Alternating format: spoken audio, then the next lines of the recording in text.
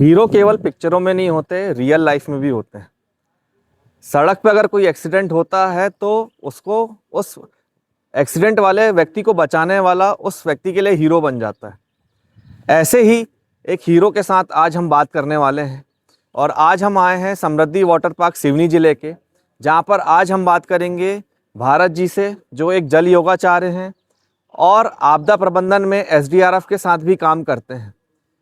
इन्होंने लगभग 18 से ऊपर लाशों को, डूबी हुई लाशों को निकाला है और ये एक ऐसा कार्य है जो हर कोई नहीं कर सकता और उसी के बारे में आज हम चर्चा करेंगे और इस पॉडकास्ट में समझेंगे कि कैसी लाइफ होती है, स्विमिंग क्यों ज़रूरी है, क्या क्या मुश्किलें आती हैं, क्या 40 वर्षों का अनुभव कैसे क्या बताता है, उसके बारे में बात करेंगे। तो देखते रहिए, इस पॉडकास्ट को पूरा सुनिए, पूरा समझिए। चलिए शुरू करते हैं।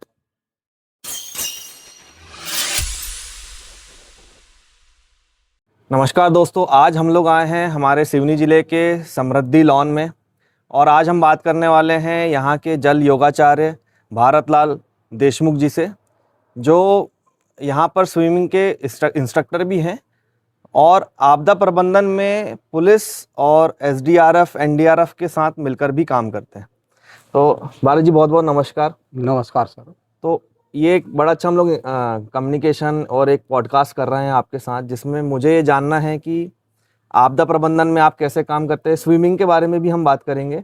तो मैं शुरू करता हूँ कि कितने साल हो गए आपको इस फील्ड में, योगाचार्य के रूप में या स्विमिंग के रूप में? लगभग 40 वर्ष हो गया सर। 40 वर्ष हो गए। और इस बीच में आपने आपदा प्रबंधन में भी काम किया है। हाँ, तो उसमें बेसिकली क्या क्या काम आपके रहते हैं, थोड़ा बता पाएंगे? बेसिकली जो आपदा प्रबंधन के तहत जो लोग डूब के ख़त्म हो जाते हैं जी, उनकी लाश निकालने के लिए मैंने अभी तक की 18 लाश निकाल चुका। 18। हाँ, जी। है ना। तो जैसे अब जो मृत्यु हो जाती है, लाश डूब जाती है, हाँ, तो उसमें भी कुछ प्रकार होते हैं लाश के, कि केवल जो तैरती होती हैं, या जैसे कुछ लाशें नीचे भी डूब जाती हैं, कुछ ऊपर भी तैरती रहती हैं? उसमें भी 3 प्रकार से लाश रहती है। जी। एक सबसे ऊपर रहती है लाश जो दिखती है, दूसरे नंबर पे एक लाश नीचे बैठ जाती है और तीसरे नंबर पे एक लाश ना नीचे रहती ना ऊपर, बीच में 1-2 फीट में तैरते रहती है। उसको निकालना कठिन होता है जी। ना। तो 3 प्रकार की, तो उसमें जब व्यक्ति की मृत्यु होती है तो उस समय उसके श्वास के ऊपर रहता है कि उसकी श्वास अगर पेट में भरी हुई रह गई तो वो लाश ऊपर आ जाती है, और जिसके मरते समय जिसके पेट में श्वास कुछ भी नहीं है तो वो लाश नीचे बैठ जाती है। और एक लाश ऐसी है जो कम पेट में हवा रहती है, उसके कारण बीच में तैरते रहती है। तो ये तीनों प्रकार की लाश पानी में मैंने अनुभव किया हूँ। मेरा एक सवाल आपसे और था कि आपने लगभग 18 लाशों को निकाला है, तो ऐसा तो है नहीं कि सब सरल तरीके से निकल गई होंगी। तो सबसे ज़्यादा कठिनाई कौन सी जगह में आपको गई?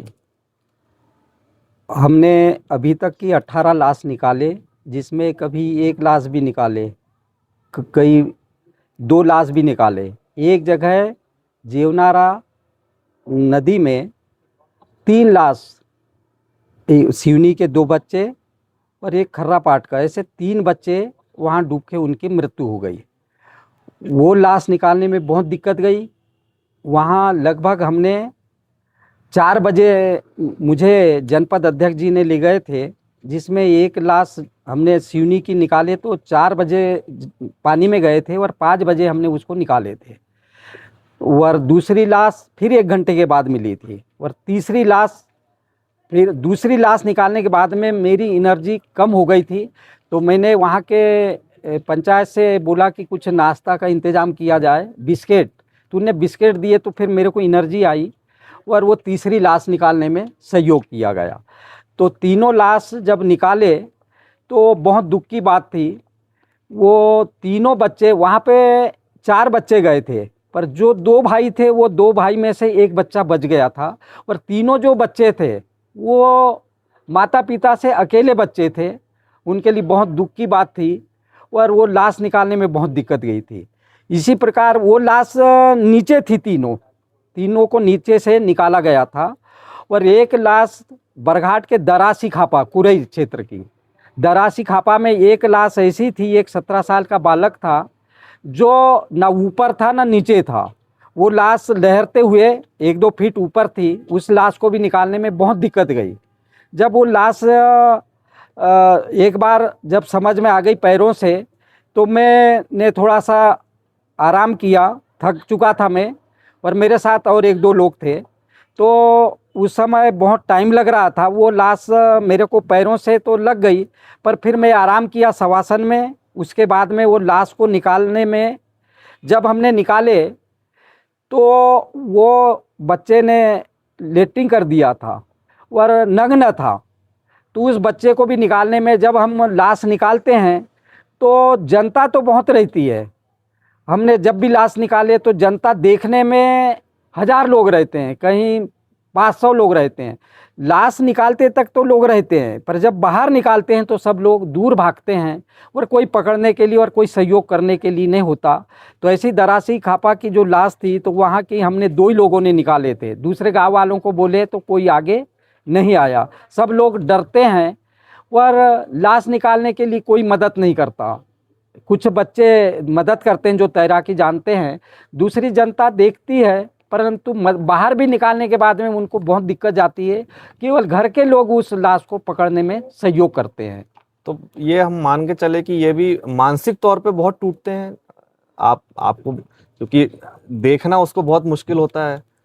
तो मानसिक तौर पे क्या फर्क पड़ता है? बहुत मुश्किल होता होगा आपके लिए। तो बहुत दिक्कत जाती है। जब बाहर निकालो तो बाहर में सहयोग नहीं करते। पानी में तो ठीक है, हम कैसे भी लाश को निकाल ही लेते हैं। पानी में कोई वजन नहीं और कुछ भी नहीं होता, एक आदमी भी लाश को निकाल सकता है ना। वहाँ पानी में वजन नहीं होता।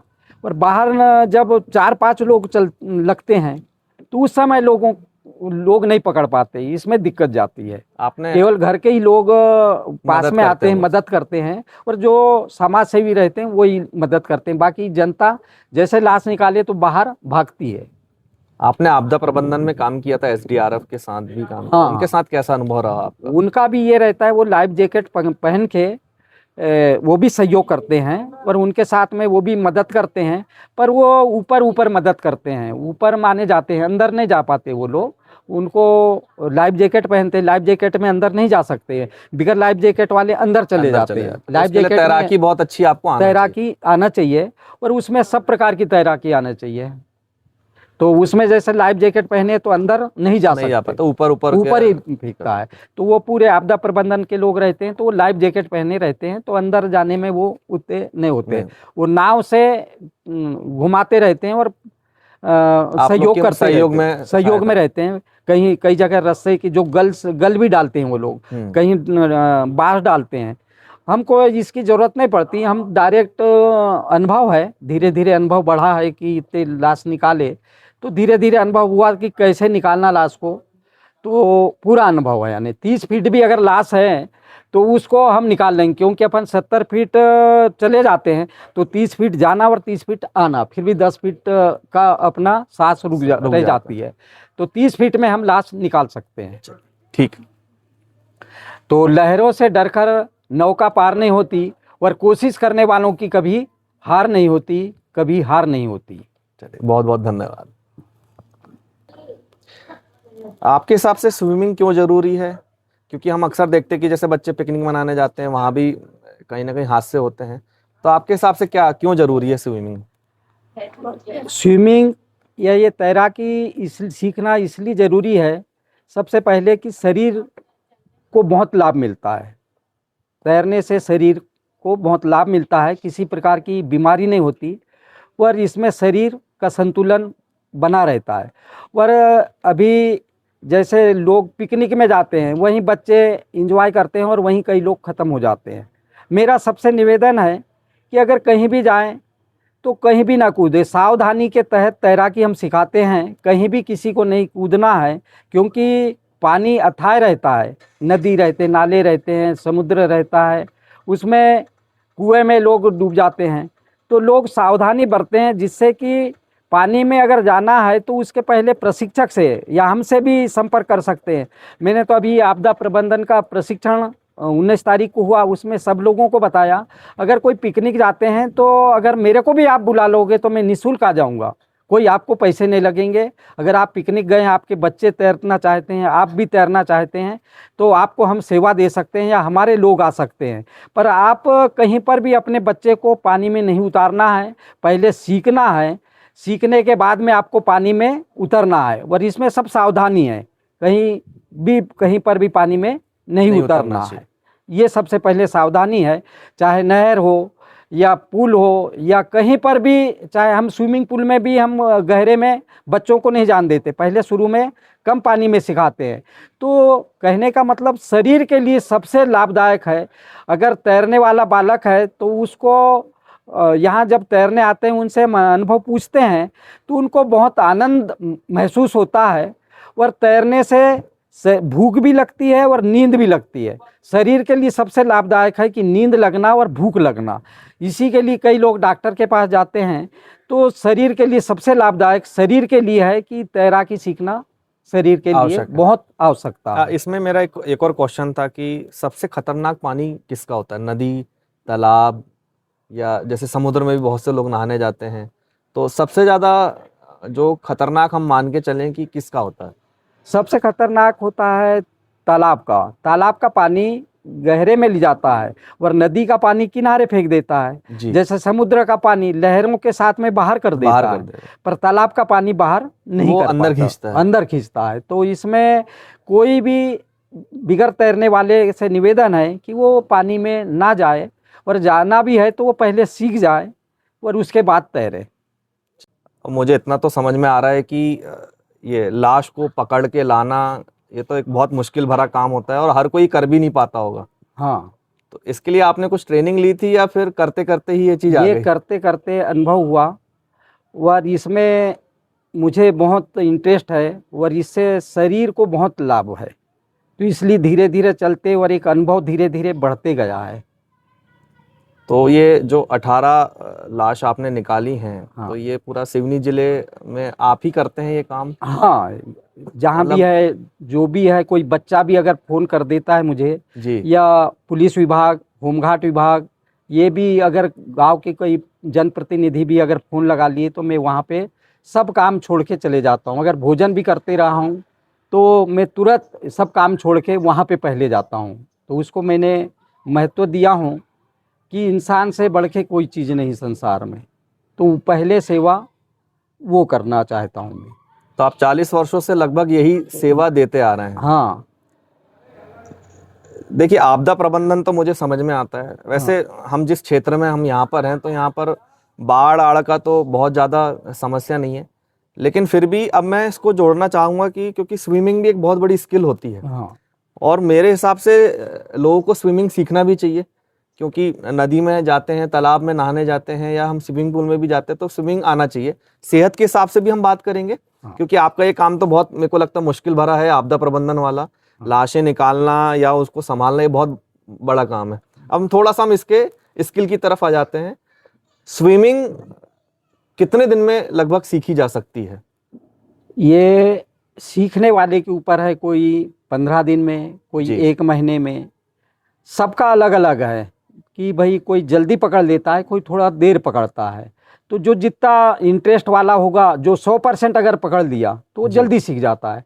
कुछ लोग इंजॉय करने के हिसाब से रहते हैं तो वो जल्दी नहीं पकड़ पाते। पर जो बच्चे, या हमारे पास में यहाँ पर अधिकतर डॉक्टर लोग भी आते हैं, सभी हमारे पास में 4 वर्ष से लेके 80 वर्ष के लोग तक यहाँ पर आते हैं। उनको हम सिखाते हैं, तो उनके ऊपर रहता है कि उनको कितना इंटरेस्ट है इसके ऊपर।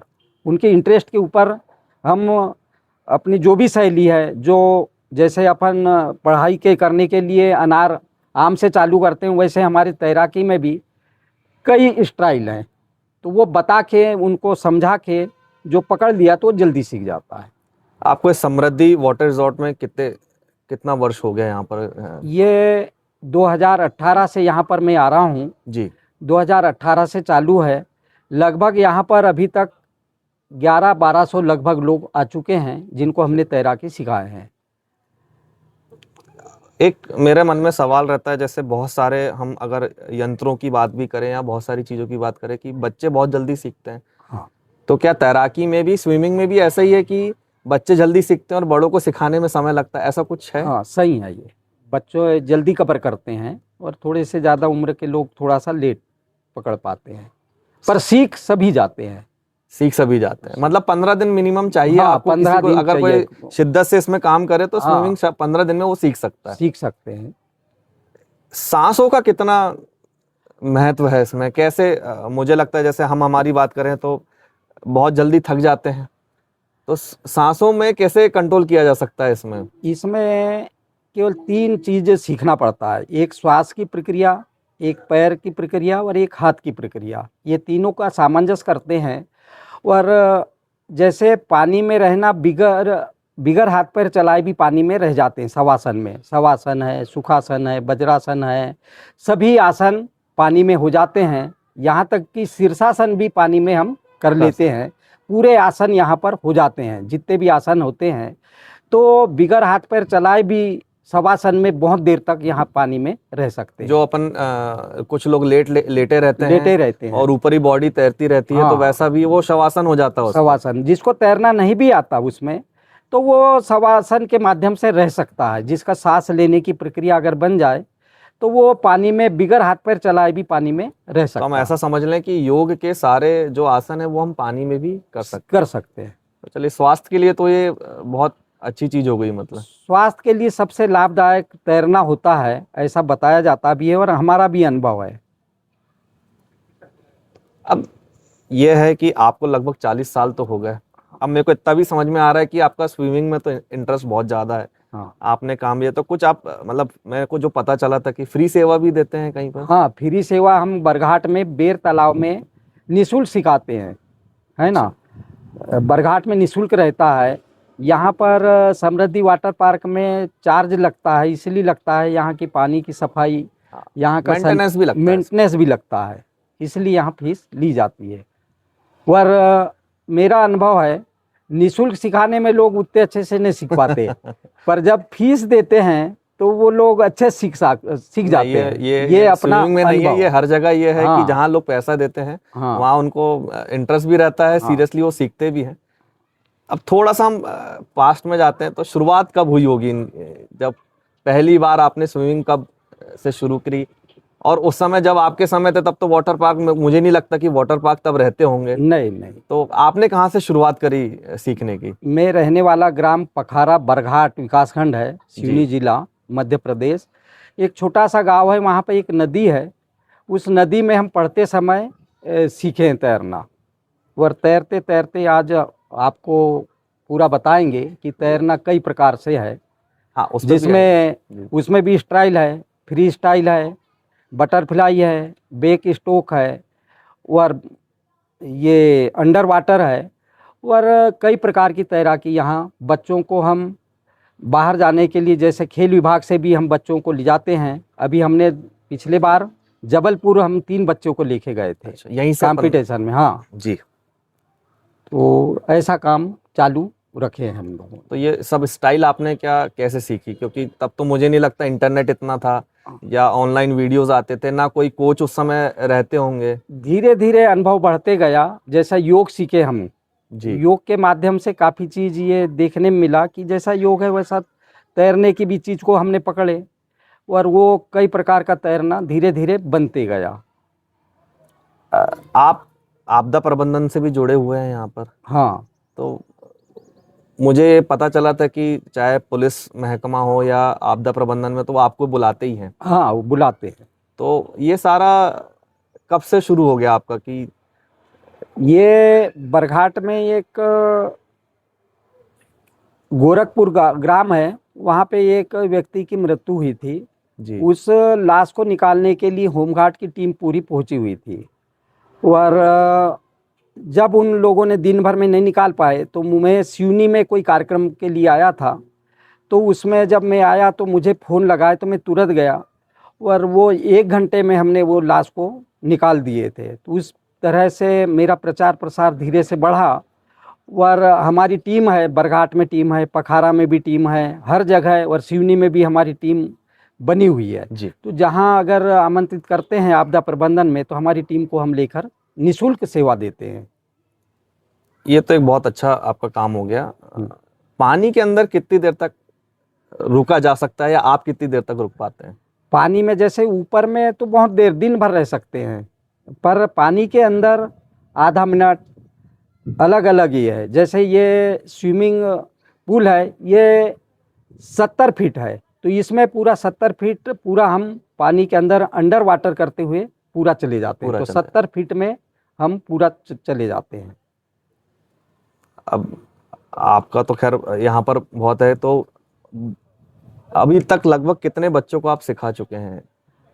पूरे अभी तक हमने आपको बताए 1100 लगभग हैं, तो उसमें बुजुर्ग भी हैं, महिला भी हैं, बच्चे भी हैं, 4 वर्ष से लेके ऊपर के बच्चे हैं, और डॉक्टर लोग अधिकतर हैं, कर्मचारी अधिकारी हैं, जनप्रतिनिधि लोग हैं। इस टाइप के हम सिखा चुके हैं।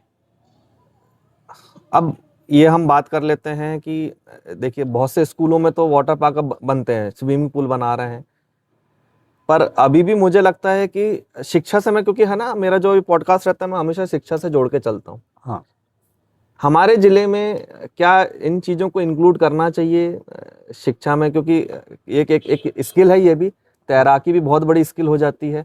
तो जैसे अब हमारे जिले में ये एक परेशानी मुझे नज़र आती कि जैसे आपने भी बात की कि हम जबलपुर लेके गए थे, हाँ। तो उसके लिए क्या क्या कर सकते हैं स्कूलों में या स्विमिंग पूल में, जहाँ से बच्चे आगे निकल सकें? क्योंकि ओलंपिक में भी बहुत बड़ा ये कंपटीशन होता ही है, तो उसके लिए आपकी नज़र में अगर आप कुछ बता पाएँ तो। यहाँ पर अगर शासन प्रशासन एक स्विमिंग पूल बड़े रूप में खोले, और जो शासन से चले, तो उसमें लोग ज़्यादा ज़्यादा आ सकते हैं, और व्यवस्था अगर है तो सभी लोग आके सीख सकते हैं। तो सीखने से लाभ भी हुआ, और बाहर कंपटीशन में भी हम बच्चों को ले जा सकते हैं।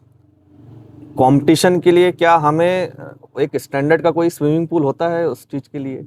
नहीं, इसमें भी चल जाता है, ये भी स्विमिंग पूल बन सकता है।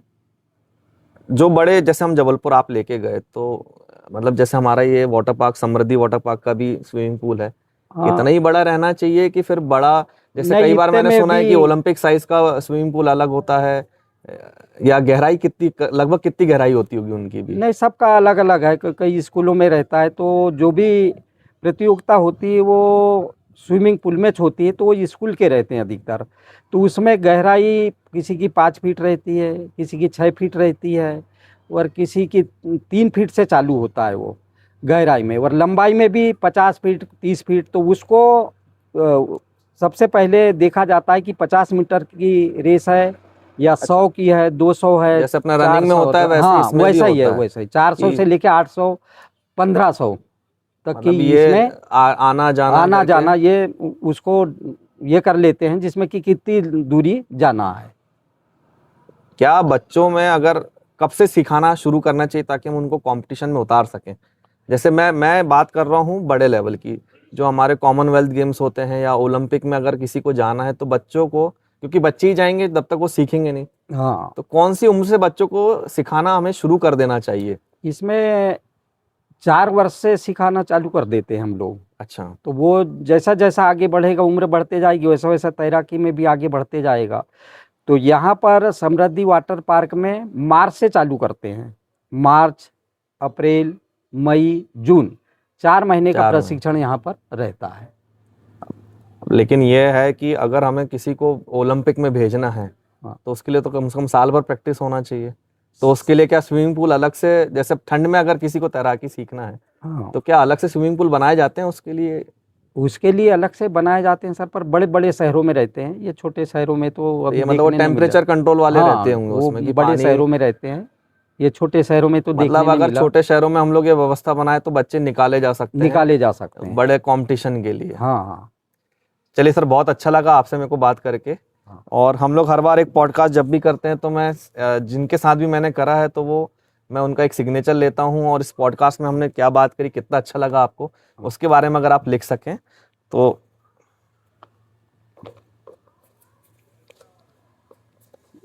बस आपका सिग्नेचर लगेगा एक।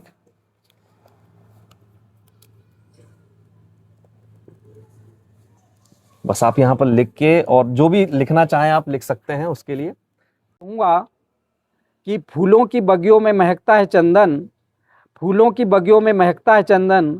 आपका आज इस हमारे कार्यक्रम में आए और हमारे से इंटरव्यू लिए, इसलिए आपका हार्दिक अभिनंदन। बहुत बहुत हार्दिक धन्यवाद। अभिनंदन, अभिनंदन, अभिनंदन।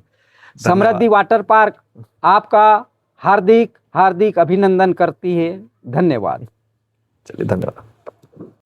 तो आज जैसा कि आप सभी ने देखा कि हमने सर के साथ भी बात करी, जो जल योगाचार्य हैं भारत सर के साथ, और जो वहाँ जो जिस जगह पे वो काम कर रहे हैं समृद्धि वाटर पार्क में। तो अभी हम विक्की भैया के साथ हैं जो यहाँ के संचालक भी हैं। तो 2-3 सवाल मैं उनसे भी करूँगा। भैया, कब अपन ने ये शुरुआत किए थे समृद्धि वाटर पार्क की? बेसिकली जो अपन ने पूल बनाए हैं, इसकी शुरुआत कब अपन ने करे? सर, समृद्धि वाटर पार्क की स्टार्टिंग हुई थी 2018 से। जी। 2018 से आज 2026 हो गया है। अभी तक वाटर पार्क सभी के आशीर्वाद से बहुत अच्छा चल रहा है। बहुत अच्छा चल। और यहाँ पर 4 साल से लेकर 80 साल तक के व्यक्ति यहाँ आते हैं ट्रेनिंग लेने के लिए, जो कि शरीर के लिए, स्वास्थ्य के लिए बहुत ज़रूरी है। और हम महिलाओं को, बच्चियों को खासकर ज़्यादा प्रेफरेंस देते हैं कि आप यहाँ आएँ और स्विमिंग सीखें, और अपने बच्चों को भी सिखाएं, जो कि खुद तैरते अगर बन जाएगा तो दूसरों का भी जान अपन बचा सकते हैं, बचा खुद सकते की हैं, भी और बच हादसे जाएगी, से बच भी सकते हैं, बच भी जाएंगे। तो ये बहुत जरूरी बहुत सारे मैंने केस देखा हूँ पिछले 2-3 सालों में। बहुत सारे ऐसे पिकनिक मनाने बच्चे जाते हैं, उनके माता पिता पहुँचा देते हैं, और नदी के किनारे में बैठ के पिकनिक मना रहे हैं और हादसे हो जा रहे हैं, और चिराग बुझ जाता है। तो मैं ये सोचता हूँ कि यहाँ आए, वो गरीब से गरीब भी आएगा तो भी हम डिस्काउंट करके हम करेंगे, कोई दिक्कत नहीं है। हमारा बिजनेस में पैसा कमाने का उद्देश्य नहीं है, लोगों को फायदा मिले जी। उस उद्देश्य से अपन ने हाँ, पैसे हम कमाने के उद्देश्य से जब नहीं आपने खोले शुरू किया तो मुझे लगता है पहला ही था कि ये जो सिवनी में कि और हाँ, भी थे? पहला ही था। पहला ही था, मतलब बड़े के हिसाब से तो पहला ही था। पहला ही था जो इतना बड़ा बना था। हाँ जी। और इसमें लोग स्विमिंग सीख सकते थे। हाँ सर। भारत सर के साथ आप कब मिले? तो ये शुरू से ही आपके शुरू साथ से ही है, 2018 से सर आए थे। सर को जब पता चला था यहाँ के बारे में तो वो आए, उन्होंने देखा तो उनको बहुत अच्छा लगा। तो पहले कहीं और जाते थे वो, तो वहाँ ना से उन्होंने कैंसिल कर दिया और यहाँ आए वो, तो यहाँ उनको भी बहुत फायदा भी हुआ है। 8 साल से वो यहीं पर आप ही के साथ हैं। हमारे ही साथ हैं। उनको भी ये भी फायदा हुआ कि लोग यहाँ ज़्यादा आ रहे हैं, जुड़ते भी हैं, और यहाँ का जो व्यवहार है, वातावरण है, शुद्ध आव हवा है प्राकृतिक की, वो उनको भी मिलती है और हमको भी मिलती है। ठीक है विक्की भैया, बहुत बहुत धन्यवाद। धन्यवाद, आपका बहुत बहुत आभार। Thank you.